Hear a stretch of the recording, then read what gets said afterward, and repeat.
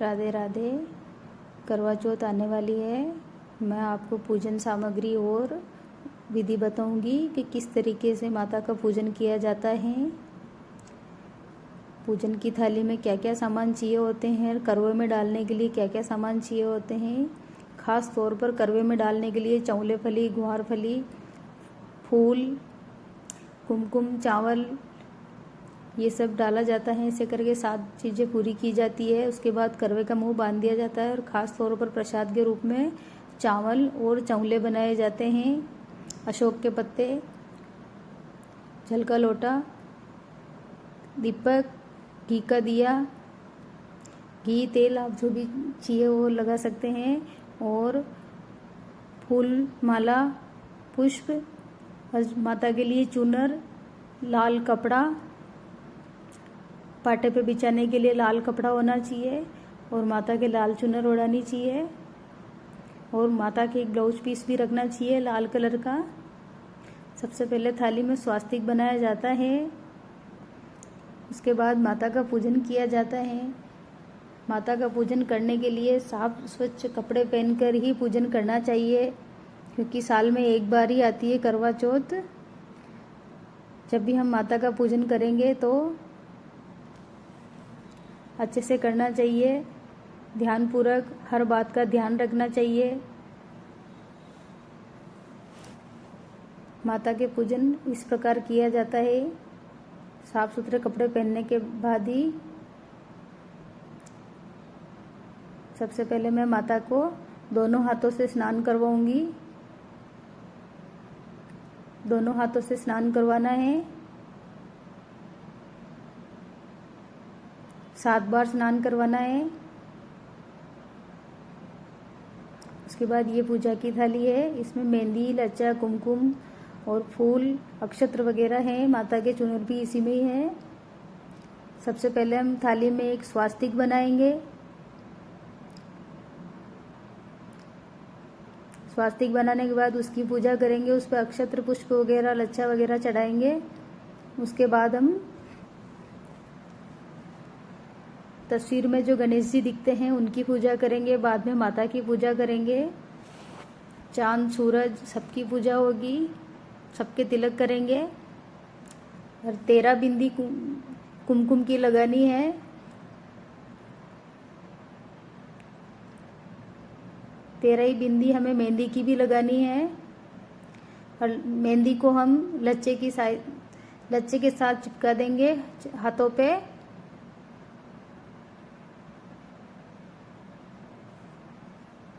लच्छे को थोड़ा सा मेहंदी में करके माता के लगाएंगे। माता के तिलक करने के बाद अपने खुद के तिलक करेंगे उसी उंगली से। ये मेहंदी है गणेश जी के और माता के लगानी है, हाथों के, चारों हाथों के लगानी है और गणेश जी के भी चारों हाथों के लगानी है। आप चाहे तो हल्का सा दस्तूर कर सकते हैं, पर मैं सबके लगाती हूँ। अब मैं लच्छा मेहंदी में भिगो के माता के चढ़ा दूंगी। मोली बोलते हैं इसको। ये मेरी चांदी की चौथ माता है, छोटी सी तस्वीर है। उसके भी मैं तिलक वगैरह करूंगी अच्छे से। अब पुष्प चढ़ा देंगे माता रानी के, गणेश जी के।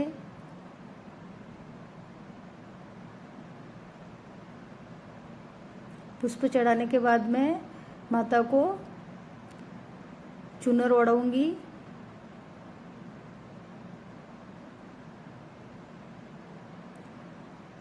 माता को चुनर ओढ़ानी है। चुनर ओढ़ाने के बाद में हम दिया जला देंगे और कहानी कहेंगे।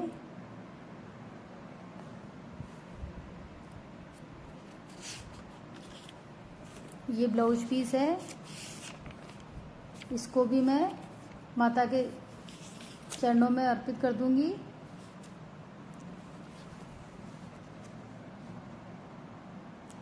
करवा चौथ के दिन खास करके राजस्थान में चावल और चौले का भोग लगाया जाता है चौथ माता के।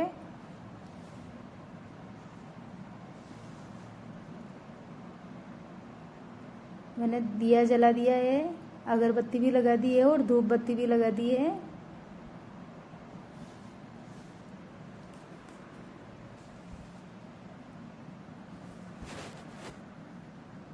आराम से पूजा करें।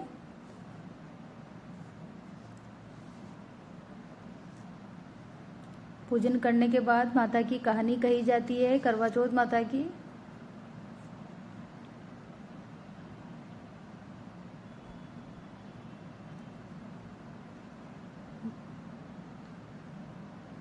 पूजन मेरा हो चुका है, अब मैं कहानी कहूँगी, बता देती हूँ किस प्रकार करते हैं इसको।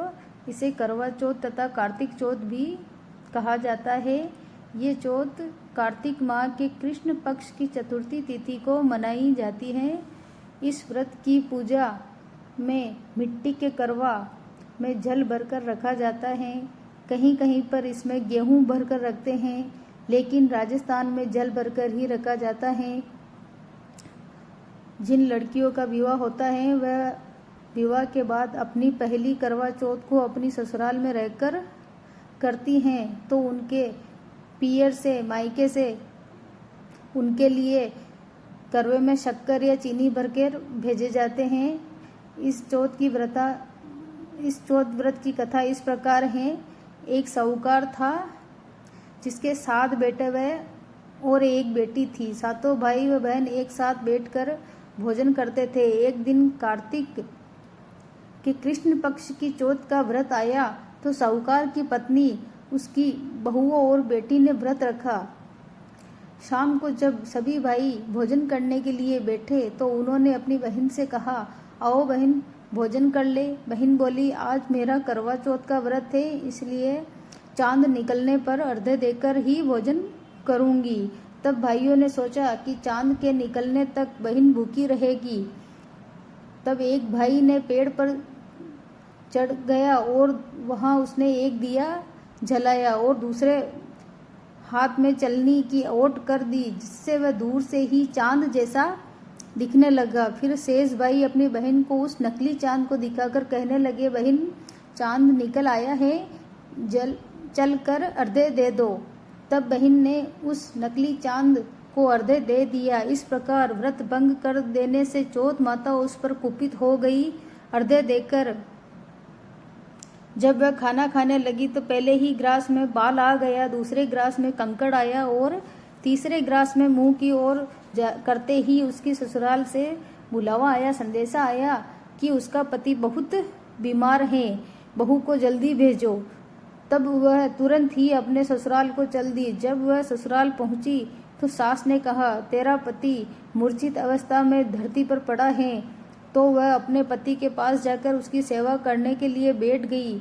उसका इलाज कराने में घर का सारा रुपया पैसा समाप्त हो गया और घर की दशा भी बहुत बुरी हो गई। सभी स्त्री पुरुष दुखी रहने लगे। अगले साल जब कार्तिक की चौथ आई तो बोली कि दिन में चांद उगानी करवा ले, व्रत खंडन करने वाली करवा ले। ये सुनकर वह चौथ माता के पांव पकड़कर गिड़गिड़ाने लगी, हे चौथ माता, मेरा सुहाग तुम्हारे हाथों में है, आप ही मुझे सुहागिन करे। तो चौथ माता बोली, तुम्हारे व्रत भंग कर देने से भगवान श्री गणेश जी अप्रसन्न हो गए और इसी कारण से तुम्हारे पति की यह गति हुई है। अब यदि तुम पुनः पूरे विधि विधान के साथ ये व्रत करोगी तो तुम्हारा पति जीवित हो सकता है। ये सुनकर उसने विधि विधान पूर्वक व्रत किया और चंद्रमा निकलने पर उसे अर्घ्य दिया। उसके इस प्रकार से व्रत संपन्न करने से गणेश जी अत्यंत प्रसन्न हुए और उनकी आज्ञा पाकर करवा चौथ माता ने अपने टीके में से रोली लेकर उसके पति पर छींटा दिया तो वह उठकर बैठ गया और बोला, आज मैं बहुत सोया। वह बोली, नहीं, आप पूरे 12 महीने से सोए हुए थे, आज गणेश जी और करवा चौथ माता की कृपा से उठे हो। हे करवा चौथ माता, हमारे पति को दीर्घायु प्रदान करना, जय चौथ माता। उसके बाद विनायक जी की कहानी कही जाती है।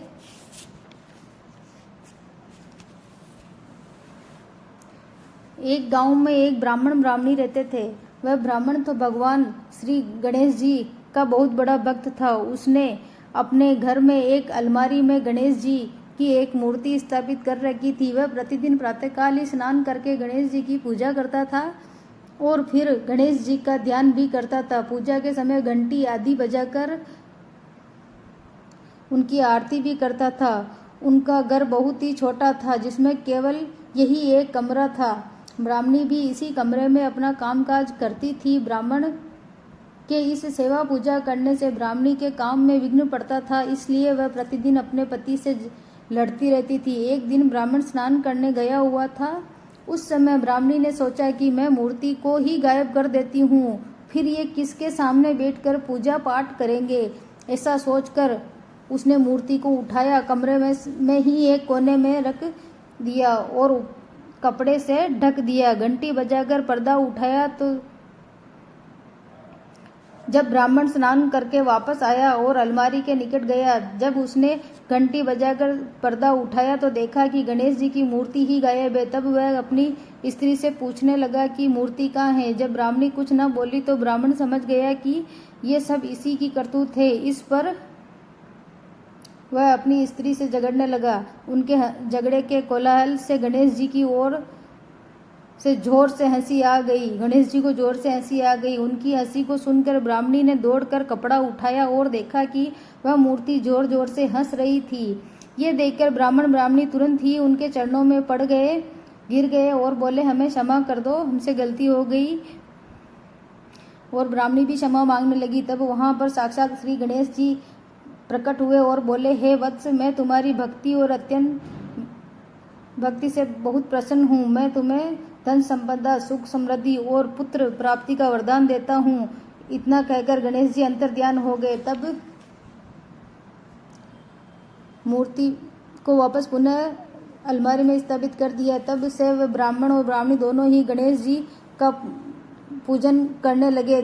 तब भगवान श्री गणेश जी का वरदान भी फलीभूत हुआ और उनको अपार धन की प्राप्ति हुई। 10वें महीने में उनके यहाँ एक सुंदर पुत्र ने जन्म लिया। इस प्रकार भगवान श्री गणेश जी की कृपा से वह सभी प्राणी सुखपूर्वक जीवन व्यापन करके अंत में मोक्ष को प्राप्त हुए। हे भगवान श्री गणेश जी, आपने जिस प्रकार से उनको सुख समृद्धि प्रदान की, वैसे ही सभी को करना। जो भी इस कथा को पढ़े या सुने, उनके सबके दुखों को दूर करके उन्हें धन संपदा और सुख समृद्धि देना। बोलो भगवान श्री गणेश जी महाराज, चौथ माता की जय। उसके बाद में माता की आरती बोली जाती है।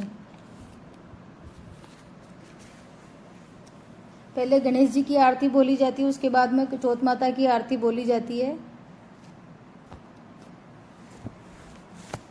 जय गणेश जय गणेश जय गणेश देवा, माता जाकी पार्वती पिता महादेवा।